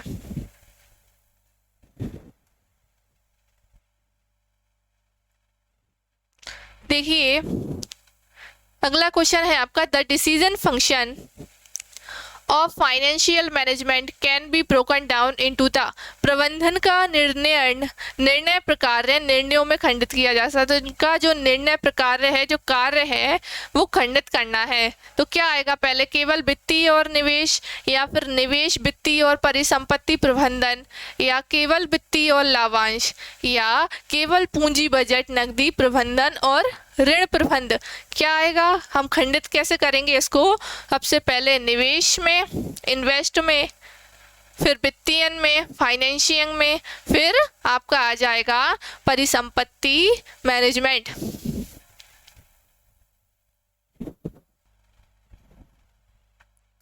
नेक्स्ट क्वेश्चन आपका, which of these areas of training equips an employees to deal successfully with the problems he or she is facing। प्रशिक्षण के इन क्षेत्रों में से कौन एक कर्मचारी को उसके या फिर उसकी समस्याओं को सफलतापूर्वक निपटान करने के लिए तैयार करता है? कौन करता है समस्याओं का निपटारा? मानव संसाधन प्रबंध, या फिर समस्या समाधान प्रशिक्षण, या फिर कौशल आधारित प्रशिक्षण, या प्रबंधन प्रशिक्षण। क्या होगा इसका आंसर? प्रॉब्लम सॉल्विंग ट्रेनिंग, समस्या समाधान प्रशिक्षण, जिससे समस्या का समाधान होगा। देखिए अगला question, combined leverage measures the impact of change in contribution on संयुक्त प्रभावन क्षमता पर योगदान में परिवर्तन के प्रभाव का मापन करती है। क्या करती है? इक्विटी पूंजी, ऋण पूंजी, पूंजी संरचना या फिर ईपीएस। तो इसका आंसर होगा आपका ईपीएस। ईपीएस का फुल फॉर्म आपका होगा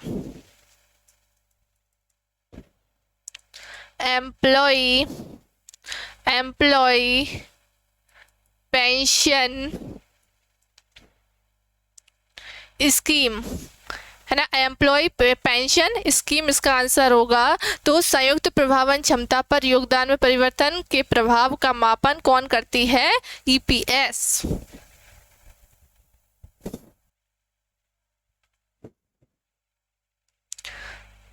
A bank recognition statement is prepared with the help of एक बैंक समाधान विवरण को किसकी सहायता से तैयार किया जाता है?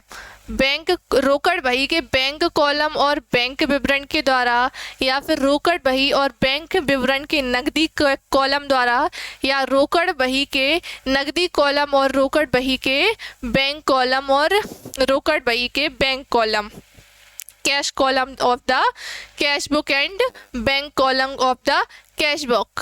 तो या फिर ये दोनों। इसका आंसर होगा आपका किसके द्वारा तैयार किया जाता है? रोकड़ बही के बैंक कॉलम और बैंक विवरण द्वारा।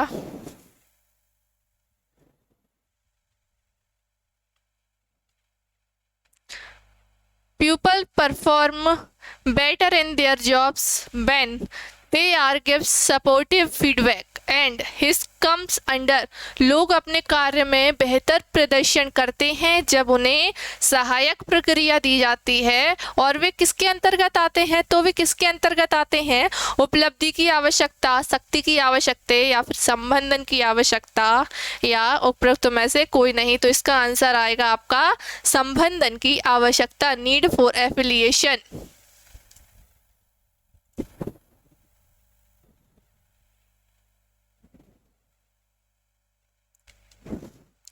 विच ऑफ द फॉलोइंग, नौकरी के वर्गीकरण जैसे सीईओ, राष्ट्रपति, उपराष्ट्रपति, कार्यकारी निदेशक के रूप में निम्न में से किसके साथ जुड़े रहते हैं? कौन है ये?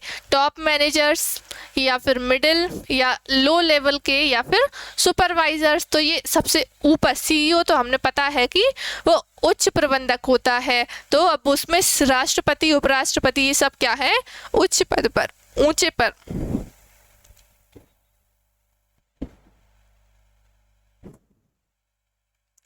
The required rate of return that the debt investment must yield to protect shareholders interest। प्रतिफल की आवश्यक दर जो कि ऋण निवेशक को शेयरधारकों के हितों का संरक्षण करने के लिए बनाई जाती है। कौन सी लागत होती है? इक्विटी लागत, ऋण की लागत, या फिर बरकरार रखी कमाई की लागत, या वरीयता पूंजी की लागत। तो क्या होगा? हितों के संरक्षण करने के लिए बनाई जाने वाली ऋण की लागत का पता करते हैं, प्रतिफल की आवश्यक दर।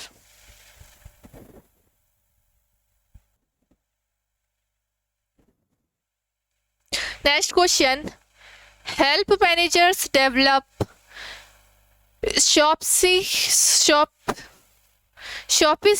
sophisticated system that will give better control over।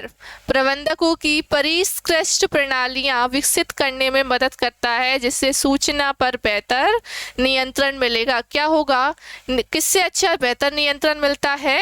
Computer आधारित सूचना से, सूचीय नियंत्रण प्रणाली से, या बजटीय नियंत्रण प्रणाली, या गुणवत्ता नियंत्रण प्रणाली से। तो मिलता है अपन को कंप्यूटर आधारित सूचना जो होती हैं वो कैसी होती हैं?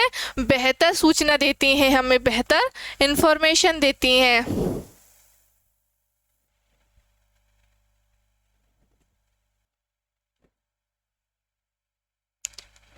देखिए पूंजीगत व्यय में परिलक्षित होगा। पूंजीगत व्यय कहाँ पर परिलक्षित होगा? व्यापार खाते में, लाभ हानि खाते में, लाभ हानि विनियोजन खाते में या बैलेंस शीट में। तो कैपिटल एक्सपेंडिचर कहाँ पर होगा? आपका बैलेंस शीट में।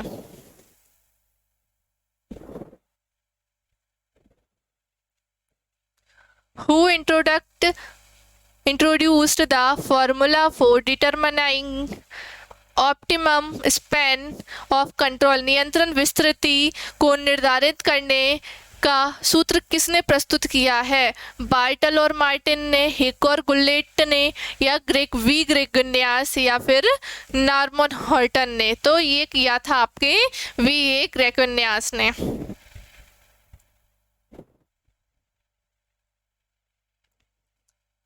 विच of the following is not true? निम्न में से कौन सा कथन सत्य नहीं है? मुद्रास्फीति की वजह से समय के साथ मुद्रा का मूल्य कम हो जाता है, या फिर मूल्य में कमी के कारण व्यक्ति भविष्य की तुलना में वर्तमान में उपभोग करना पसंद नहीं करता, या मुद्रा का कालांतरण माल नहीं होता, या फिर पैसे का मूल्य अलग अलग समय बिंदुओं पर अलग अलग होता है? कौन सा सही है? मुद्रा का क्या नहीं होती? Money does not have time value.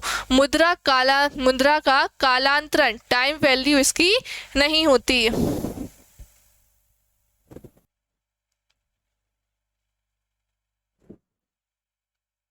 Which of the following is a source of funds? निम्नलिखित में से कौन सा निधि का स्रोत है? निधि मतलब आपके कोष, पैसे, कैश फ्लो, वो उसका स्रोत है क्या? सेल ऑफ बिल्डिंग्स ओनली, यानी केवल इमारत की बिक्री, या फिर केवल शेयर जारी करना, या केवल लिया हुआ सावधि ऋण? क्या लिया हुआ आपका सावधि ऋण, या फिर सभी? तो कैश फ्लो का कौन सा सोर्स ऑफ फंड्स? ये सभी का सभी होगा। इमारत की बिक्री, शेयर जारी करना और लिया हुआ सावधि ऋण।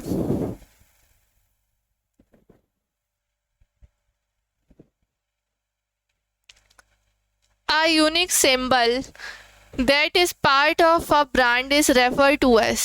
एक अनूठा प्रतीक जो कि ब्रांड का एक हिस्सा होता है, किसके रूप में जाना जाता है? ब्रांड नाम, ब्रांड निशान, लोगो या पेटेंट? किसके नाम से जाना जाता है? लोगो के नाम से।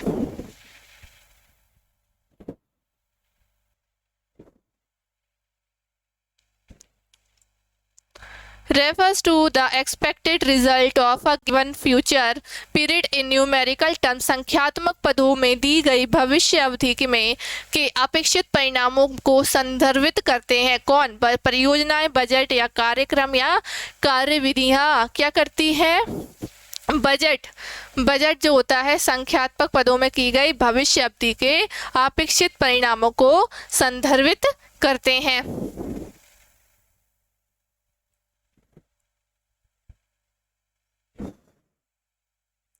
जब कोई क्रेता लाभांश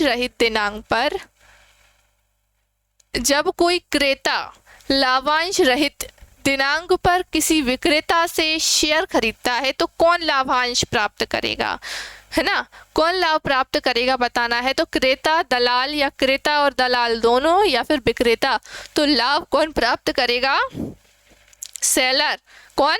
विक्रेता लाभ प्राप्त करेगा।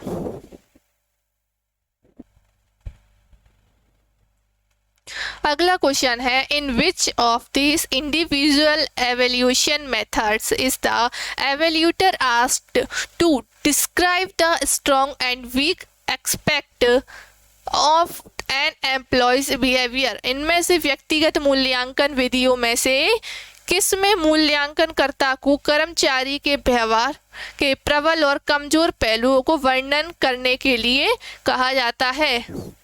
देखिए, किस में? MBO यानी उद्देश्य के द्वारा प्रबंधन, मैनेजमेंट बाय ऑब्जेक्टिव या निबंध मूल्यांकन, या जबरन पसंद या ग्राफिक रेटिंग मापनी? तो इसका आंसर होगा आपका निबंध मूल्यांकन यानी ऐसे evolution.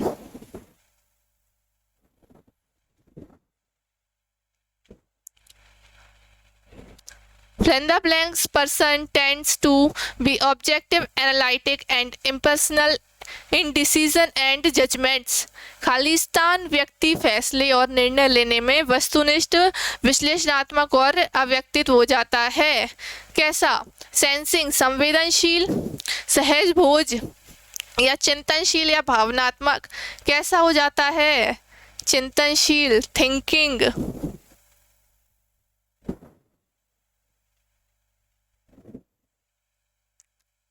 Shop floor workers are associated with which of the following. Shop floor कार्यकर्ता निम्न में से किसके साथ जुड़े रहते हैं? शॉप फ्लोर किसके साथ? मध्य स्तर, middle level, low level, team leaders या फिर टॉप मैनेजमेंट। तो वो शॉप फ्लोर पे हैं तो किस में जुड़े रहेंगे? वो लो management.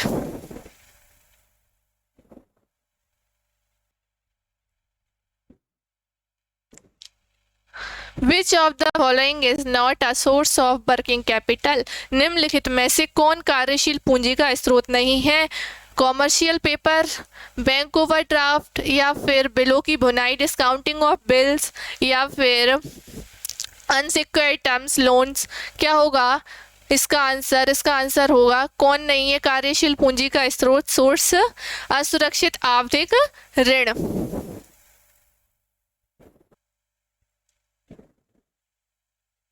Next question, the time gap between the payment for raw material purchases and collection of cash for sales is referred as the। कच्चे माल की खरीद के लिए भुगतान और बिक्री से नकदी की वसूली के बीच समय अंतराल को क्या कहेंगे? कैश साइकिल कंपनी के लिए संचालन चक्र, operating cycle for the company या फिर दोनों या इनमें से कोई नहीं। तो हम उसे कहेंगे कैश साइकिल। जो क्या समय अंतराल को क्या कहेंगे? नगद चक्र।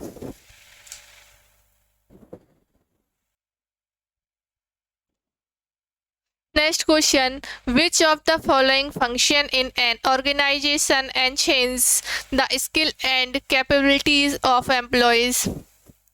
एक संगठन में निम्न में से कौन सा कार्य कर्मचारियों के कौशल और क्षमताओं को बढ़ाता है? क्या बढ़ाएगा?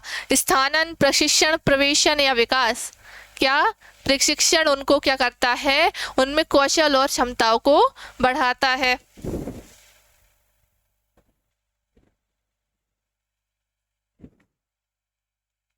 Which of the following steps is necessary in the HRP यानी Human Resource Planning processes every year to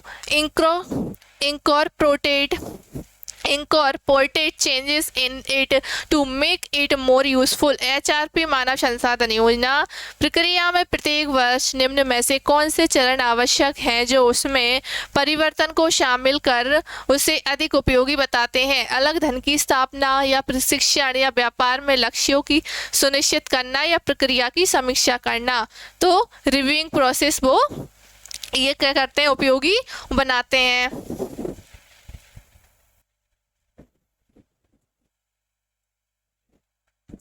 Which theory believed that leaders share some inborn personality traits।